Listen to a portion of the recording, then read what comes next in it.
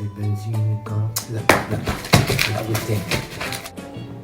مالك يا محمد في ايه؟ بقالك ساعتين قاعد بتكلم في نفسك وموزع الفلوس كده، عايز مساعدة ولا اي حاجة؟ انت بالذات يا لولو بعيد عني، سيبيني، الشهر قرب يخلص ومش عارف اظبط الفلوس والدنيا مش عارف هتمشي ازاي. براحتك، انا حبيت اساعد بس. نبدأ من الأول تاني. الكهرباء. ماما انا عايزه استحمى واعمل الروتين بتاعي بس الشامبو والزيت خلص. هو حد يا اختي بيخلصوا الا انت واختك؟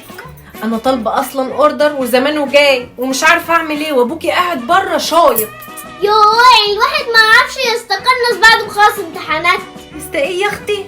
طب تعالي بقى اما نروح نقلب ابوكي في اي قرشين، والله الراجل ده بيصعب عليا من اللي احنا بنعمله فيه. هي لسه يا محمد الميزانيه ما ظبطتش معاك؟ سيبيني في حالي يا لولو، شوفي مين. اخده تلاقيه بتاع الكهرباء، سيبك منه.